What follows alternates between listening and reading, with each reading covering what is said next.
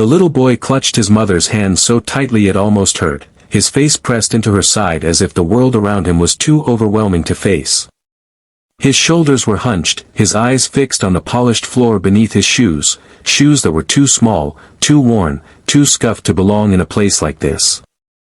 All around him, the lobby buzzed with people in tailored suits and shiny leather shoes. Their confident strides and quiet conversations in crisp, professional tones made him feel invisible and ashamed, as though he and his mom had stepped into a world where they didn't belong. His mother stood tall, or at least she tried to. The lines of exhaustion around her eyes and the faded cardigan draped across her shoulders told a different story. She looked out of place against the backdrop of glass walls and marble floors, but she held her head high anyway. For her son's sake, she had to.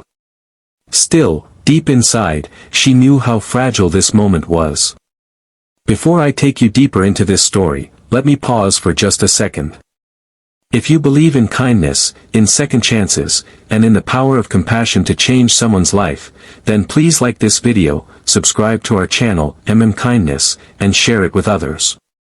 These simple actions help us keep spreading powerful stories that remind the world of humanity and hope. Now, let's continue. Sarah had never imagined her life would turn out this way. Just a few years earlier, she was a teacher, confident, respected, and proud of the work she did. But life has a way of throwing curveballs no one can see coming. Her husband had walked out one day and never looked back, leaving her with a pile of debt and a son to raise on her own. She fought hard to make ends meet. She worked odd jobs, cut back on everything she could, and still, it never seemed enough. She could handle the hunger, the sleepless nights, and the whispers from neighbors who judged more than they helped. But what she couldn't stand was the way poverty was stealing her little boy's confidence. Ethan was only 8 years old, but already he knew what it felt like to be different. At school, the other kids teased him about his old clothes, his patched backpack, and the days when his lunchbox was empty. They laughed at the shoes that flapped when he ran. Slowly, their laughter carved something heavy into his spirit. His once bright smile faded, and he started walking with his head down. He clung to his mom more than ever, as if she was the only safe place left in the world. That morning, Sarah had gathered every ounce of courage to walk into one of the biggest companies in town. She had heard they were hiring clerical staff, assistants, anyone willing to work hard. She didn't care about the position. All she wanted was a stable paycheck to put food on the table and to bring back a little dignity for her son. The building itself felt intimidating. Towering glass windows that reflected the sky, sleek furniture in the lobby, and a receptionist who looked at her as if she didn't belong. But Sarah filled out the application form anyway, her hands shaking slightly. Ethan sat beside her, his small body curled inward, hoping nobody would notice him. At one point, he whispered, "Mom, can we just go home?" Everyone's staring. She didn't answer, she only squeezed his hand tighter, praying for strength. Finally, her name was called. She walked into a large office where the boss himself sat behind a polished desk. His name was Mr. Anderson, a man known for running his company with discipline and precision. He had a reputation for being sharp, efficient, and not particularly sentimental. Sarah sat down nervously, with Ethan glued to her side, his small fingers wrapped tightly around her arm. She spoke carefully, explaining her years of teaching experience, her willingness to learn, her determination to work hard. Her words were steady, but beneath them was a quiet desperation. She needed this. Not for herself, but for the boy sitting silently beside her. As she spoke, Mr. Anderson's eyes kept drifting to Ethan. The boy sat still, avoiding eye contact, his small shoes worn thin, his backpack patched in several places. His body language screamed shame. To anyone else, it might have looked like an inconvenience that she had brought her son along. But Anderson noticed something else. After a pause, he asked, almost bluntly, why her son was there. Sarah swallowed hard and explained that she had no one to leave him with, that life didn't always give her choices, and that sometimes she had to bring him along, even when it wasn't ideal. Her voice cracked slightly at the end. Ethan's grip on her hand tightened. He was sure he had ruined everything for her again. The room grew quiet, heavy with tension. For a moment, Ethan braced himself for the scolding he thought would come. But what happened next was something neither he nor his mom expected.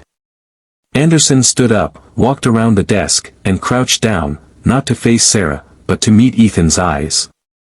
His tone softened as he spoke directly to the boy. He said he saw courage in him.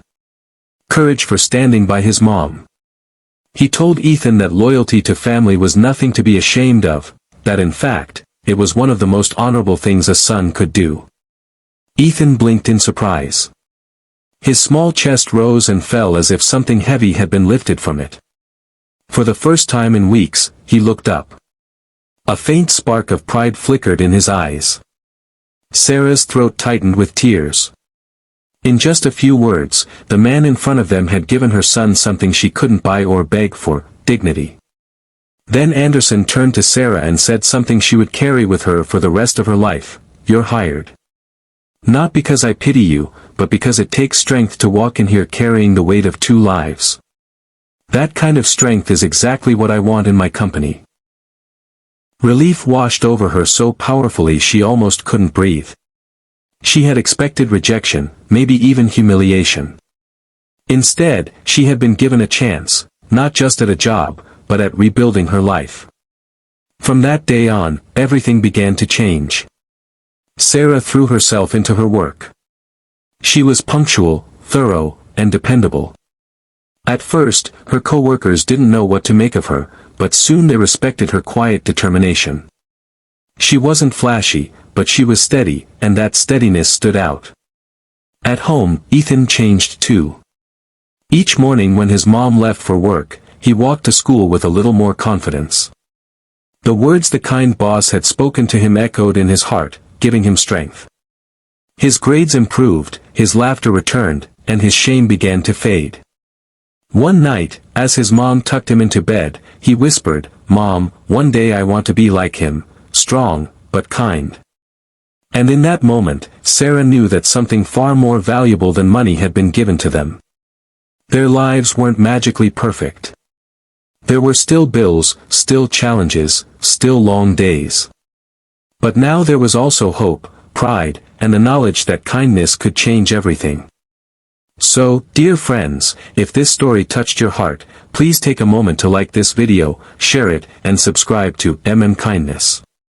By doing so, you help us spread more stories of compassion that prove even in the toughest times, humanity still shines through. And before we close, I have a special request for you. Comment below and tell us what kindness means to you. Maybe it's a word, maybe it's an action, maybe it's a memory that still warms your heart. Your story might inspire someone else to believe in kindness again. Because at the end of the day, it isn't wealth or status that defines us. It's how we choose to treat those around us. That day, when a little boy clung to his mother in shame, a kind boss chose compassion over judgment, and in doing so, he turned their world around.